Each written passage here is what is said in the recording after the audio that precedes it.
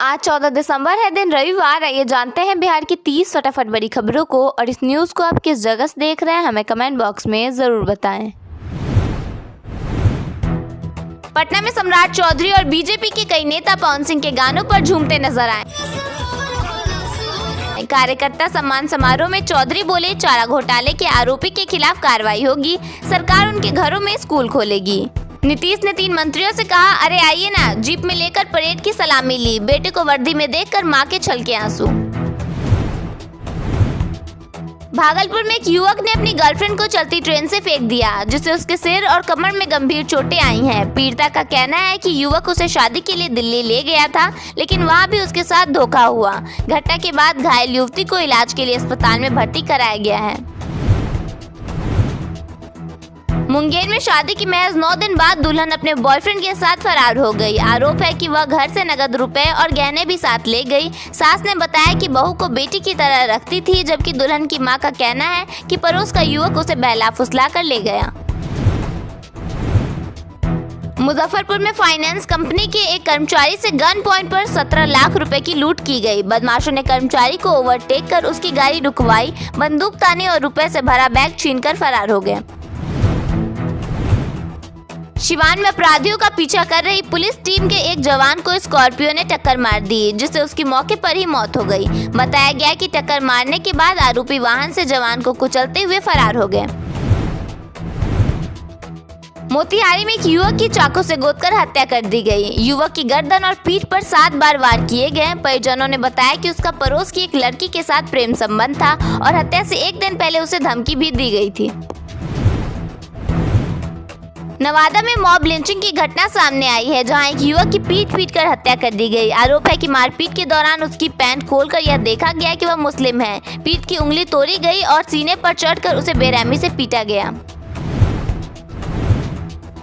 महिलाओं के लिए निर्धारित 10,000 रुपए की सहायता राशि पुरुषों के खाते में चले जाने का मामला सामने आया है। आरजेडी ने इसे लेकर बिहार सरकार पर गड़बड़ी का आरोप लगाया है। वहीं जीविका विभाग ने राशि की वसूली के लिए पत्र लिखा है। भोजपुर में घने कोहरे के कारण एक ट्रक कंटेनर से टकरा गया, जिससे ट्रक चालक की मौत हो गई। हादसे के बाद केबिन में फंसे खलासी को पुलिस ने बाहर निकाला। मजदूरी मांगने गए एक मजदूर पर पेट्रोल डालकर आग लगा दी गई। आग में झुलसता हुआ मजदूर रोते तड़पते हुए घर पहुंचा और मां के पैरों पर गिर पड़ा। उसकी गंभीर हालत को देखते हुए उसे पीएमसीएच रेफर किया गया। भागलपुर में जमीन विवाद को लेकर हिंसक झड़प हुई, जिसमें कुदाल और लाठी डंडों से हमला किया गया। इस दौरान एक महिला के साथ भी मारपीट हुई। घटना में एक ही परिवार के 4 लोग घायल हुए हैं। सिवान में डबल मर्डर की घटना सामने आई है, जहां बोरे में बंद 2 शव मिले हैं। दुर्गंध आने पर लोगों को इसकी जानकारी हुई। पुलिस का कहना है कि हत्या कहीं और की है और शवों को कहीं और लाकर फेंका गया है। राजद नेता पप्पू यादव आधी रात को पटना की सड़कों पर लॉन्ग ड्राइव पर निकलते नजर आए। इस दौरान वह जाने की जिद न करो गुनगुनाते हुए दिखे। उनके हाथ में कोल्ड ड्रिंक की बोतल थी। बिहार के अधिकांश हिस्सों में रात और सुबह के समय ठंड बढ़ेगी। राज्य में सबसे कम न्यूनतम तापमान 7.6 डिग्री सेल्सियस किशनगंज में दर्ज किया गया। पटना में मेट्रो की रफ्तार तेज होने जा रही है, लेकिन उससे पहले शहर की पुरानी इमारतों की सेहत रिपोर्ट तैयार होगी। कहीं मेट्रो की टनल शहर के ऊपर बसे इतिहास और आबादी के लिए खतरा न बन जाए, इसी आशंका को दूर करने की तैयारी शुरू हो चुकी है। चयनित एजेंसी द्वारा GPR सर्वे कराया जाएगा। इस सर्वे के जरिए जमीन के नीचे की स्थिति के साथ साथ भवनों की नींव और संरचना की मजबूती का आकलन किया जाएगा। बिहार में सर्दी अब सिर्फ मौसम नहीं बल्कि रोजमर्रा की चुनौती बन चुकी है। राज्य के लगभग सभी जिलों में न्यूनतम तापमान 10 डिग्री सेल्सियस से नीचे चला गया है, जिससे लोग शाम ढलते ही घरों में कैद होने को मजबूर हैं। कैमूर एक बार फिर 6.6 डिग्री के साथ बिहार का सबसे ठंडा जिला बना हुआ है।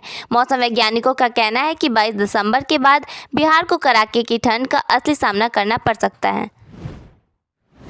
पटना के करबिगैया में 50 साल से बंद पड़े पावर हाउस को देश के पहले और दुनिया के चौथे पावर म्यूजियम में बदला जा रहा है। 3 एकड़ में बनने वाला यह हाईटेक संग्रहालय बिहार में शिक्षा, तकनीक और पर्यटन को नई दिशा देगा। 2-3 साल में यह म्यूजियम पूरी तरह बनकर तैयार हो जाएगा। बिहार सरकार ने नेशनल मखाना बोर्ड की पहली बैठक में फैसला किया है कि देश के विभिन्न राज्यों को उच्च गुणवत्ता वाले मखाना बीज और प्रशिक्षण दिया जाएगा ताकि मखाना की खेती, प्रसंस्करण और पूरी वैल्यू चेन को मजबूत किया जा सके। उन्नत खेती, ग्रेडिंग, पैकेजिंग, मार्केटिंग और निर्यात को बढ़ावा देने के लिए बजट को मंजूरी दी गई है। सरकार का लक्ष्य 2030 तक मखाना निर्यात बढ़ाना है, जिससे किसानों, उद्यमियों और नए व्यवसायों को लाभ होगा। राष्ट्रीय शिक्षा नीति के तहत राज्य के आंगनबाड़ी केंद्रों को लर्निंग सेंटर के रूप में विकसित किया जाएगा। ऐसा इसलिए किया जा रहा है ताकि बच्चों का पोषण, बेहतर स्वास्थ्य और उन्हें पढ़ाई के लिए तैयार किया जा सके।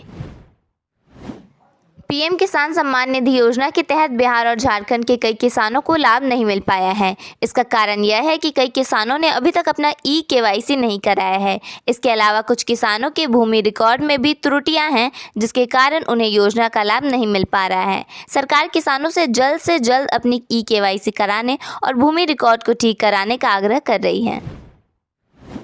गोपालगंज में किसानों की समस्याओं के समाधान के लिए जिला कृषि कार्यालय में उर्वरक कंट्रोल रूम स्थापित किया गया है। अब किसान एक कॉल पर अपनी समस्याओं का समाधान पा सकेंगे। इस पहल से किसानों को कृषि संबंधी जानकारी और सहायता आसानी से उपलब्ध होगी, जिससे उनकी खेती में सुधार होगा। बिहार में महिलाओं के लिए पिंक बस के बाद अब दिव्यांगों के लिए स्पेशल बस चलाने की योजना बनाई जा रही है। दिव्यांगों की सुविधाओं का ख्याल रखते हुए यह खास पहल की जा रही है।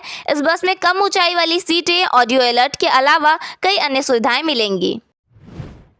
गृह मंत्री का पद संभालते ही सम्राट चौधरी बिहार से अपराधियों के सफाया पर बयान देते हुए दिख रहे हैं। इस बीच उन्होंने सरकार की नई रणनीति का खुलासा करते हुए कहा कि गुंडा बैंक और सूदखोरी पर अब शिकंजा कसा जाएगा। सूद पर मनमाना ब्याज वसूली बंद होगी। उन्होंने कहा जिनके खिलाफ केस चलाना है उन पर फास्ट ट्रैक कोर्ट के जरिए स्पीडी ट्रायल होगा। 3 से 6 महीने में फैसला होगा और दोषी पाए गए अपराधी सीधा जेल जाएंगे।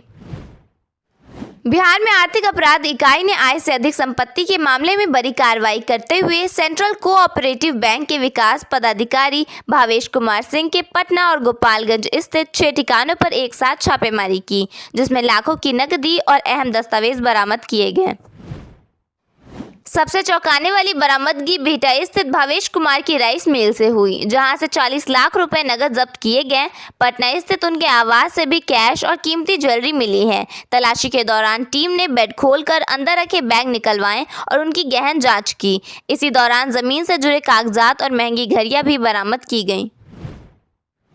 बिहार के मुजफ्फरपुर में लड़कियों की तस्करी का भंडाफोड़ हुआ है। इस सिंडिकेट का जाल देश के साथ विदेशों तक फैला हुआ है। पुलिस मामले की जांच कर रही है और तस्करी के नेटवर्क को तोड़ने का प्रयास कर रही है। यह मामला मानव तस्कर के गंभीर मुद्दे को उजागर करता है, जिसमें महिलाओं और लड़कियों को शोषण के लिए मजबूर किया जाता है।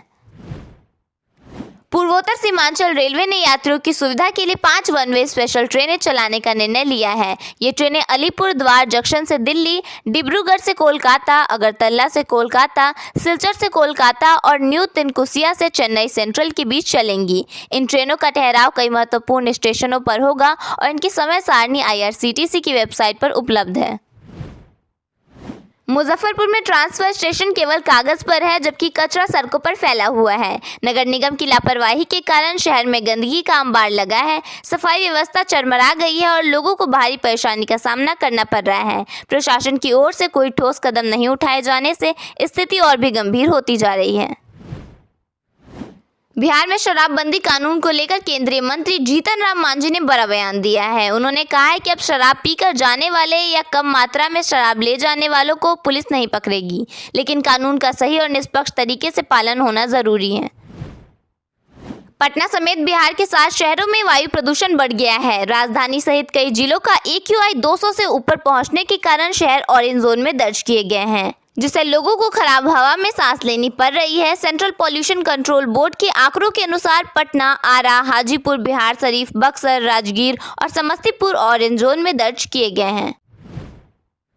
राजद ने मुख्यमंत्री नीतीश कुमार और बिहार सरकार पर जमकर हमला बोला है। पार्टी ने अपने ऑफिशियल सोशल मीडिया पर पोस्ट साझा करते हुए सरकार पर जोरदार हमला बोला है। राजद ने सरकार पर वोट खरीदने और सत्ता हासिल करने के लिए सरकारी मशीनरी के दुरुपयोग का आरोप लगाया है। नीतीश सरकार की नीतियों और कार्यशैली पर सवाल उठाते हुए इसे लोकतंत्र के साथ खिलवाड़ बताया है। पटना साइबर थाने की पुलिस ने शुक्रवार को अगमकुआं थाना क्षेत्र के आरपीजी कॉलोनी से 8 साइबर ठगों को पकड़ा है। इनमें से 4 नाबालिग हैं। ये सभी पटना में किराए के एक फ्लैट में रहते थे। ऑनलाइन गेम की मदद से लोगों से पैसे ठगते थे। इनके पास से 25 मोबाइल, 2 लैपटॉप और 4 पेमेंट स्कैनर मशीन जब्त किए गए हैं। बिहार के किशनगंज जिले में एक घटना सामने आई है, जहां हलवा खाने के बाद 16 से अधिक छात्राओं को फूड पॉइजनिंग हो गई। सभी प्रभावित छात्राओं को तुरंत किशनगंज के सदर अस्पताल में भर्ती कराया गया है, जहां उनका इलाज चल रहा है। घटना की सूचना मिलते ही स्वास्थ्य विभाग ने मामले की जांच शुरू कर दी है। बिहार के नवादा जिले के रो थाना क्षेत्र से इंसानियत को शर्मसार कर देने वाली एक दिल दहला देने वाली घटना सामने आई है। रोजी रोटी के लिए गांव-गांव फेरी लगाकर कपड़े बेचने वाले एक कपड़ा कारोबारी की बेरहमी से पिटाई की गई। पीड़ित फेरी वाले ने जान की भीख मांगी, गिड़गिड़ाता रहा, चीखता रहा, लेकिन हैवान बनी भीड़ का दिल नहीं पसीजा। अंततः शुक्रवार की देर रात इलाज के दौरान उसकी मौत हो गई। बिहार में सुबह सुबह घने कोहरे और तेज ठंड ने जनजीवन प्रभावित किया है। 10 से ज्यादा शहरों में विजिबिलिटी बेहद कम रही, जबकि कोहरे के कारण 4 लेन सड़कों पर कई हादसे हुए हैं। आरा और पटना में 7 गाड़ियां आपस में टकरा गई।